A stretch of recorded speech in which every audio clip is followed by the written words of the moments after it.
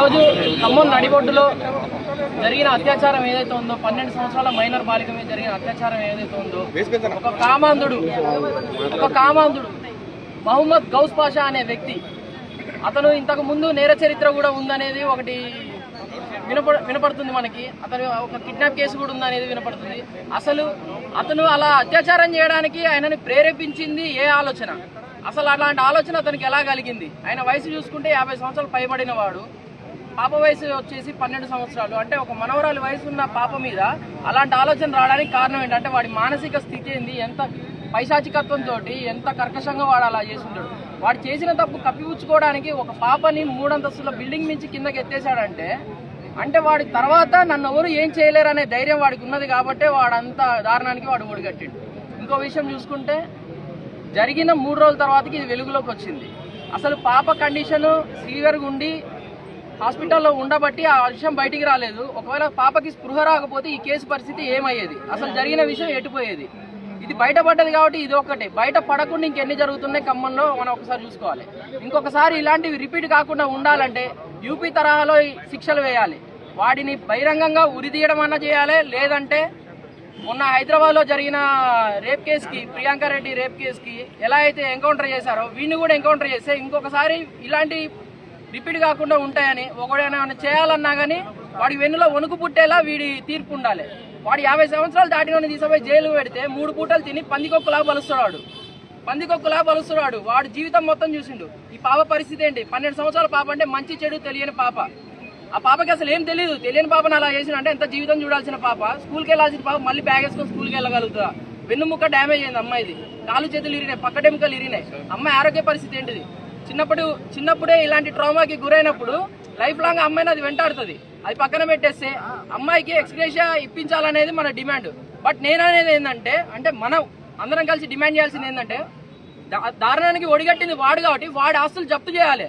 వాడి ఆస్తులు జప్తు చేసి వాడి ఆస్తులు ఏవైతే ఉన్నాయో వాడి పేరు మీద ఎంత ఆస్తి ఉందో అది మొత్తం అమ్మాయి పేరు మీదకి వచ్చేలాగా చూడాలి. ఎందుకంటే దారుణం చేసింది వాడు.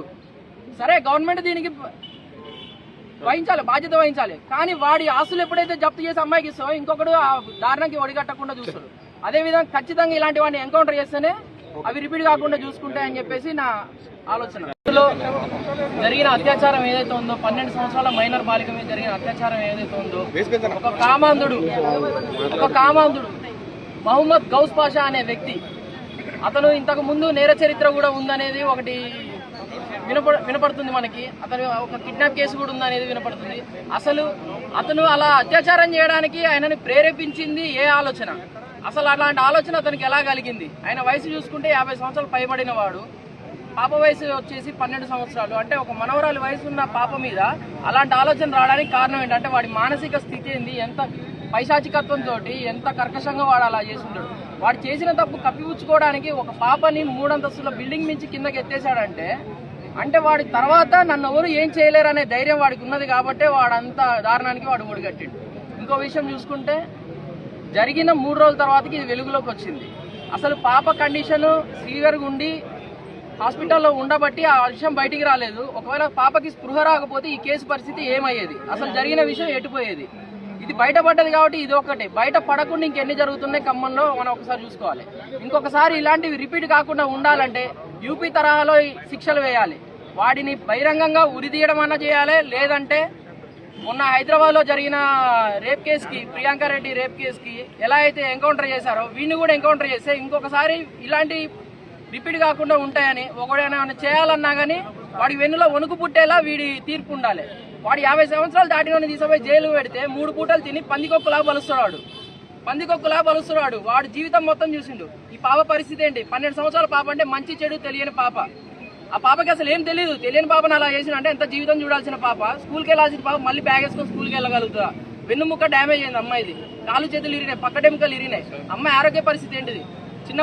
చిన్నప్పుడే ఇలాంటి ట్రామాకి గురైనప్పుడు లైఫ్ లాంగ్ అమ్మాయిని అది వెంటాడుతుంది. అది పక్కన పెట్టేస్తే అమ్మాయికి ఎక్స్గ్రేషియా ఇప్పించాలనేది మన డిమాండ్.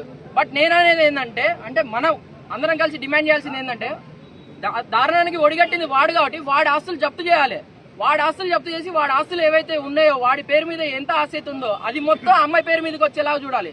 ఎందుకంటే దారుణం చేసింది వాడు. సరే గవర్నమెంట్ దీనికి వహించాలి, బాధ్యత వహించాలి. కానీ వాడి ఆస్తులు ఎప్పుడైతే జప్తు చేసి అమ్మాయికి ఇస్తావో ఇంకొకడు ఆ దారుణానికి ఒడిగట్టకుండా చూస్తాడు. అదే విధంగా ఖచ్చితంగా ఇలాంటి వాడిని ఎన్కౌంటర్ చేస్తేనే అవి రిపీట్ కాకుండా చూసుకుంటాయని చెప్పేసి నా ఆలోచన.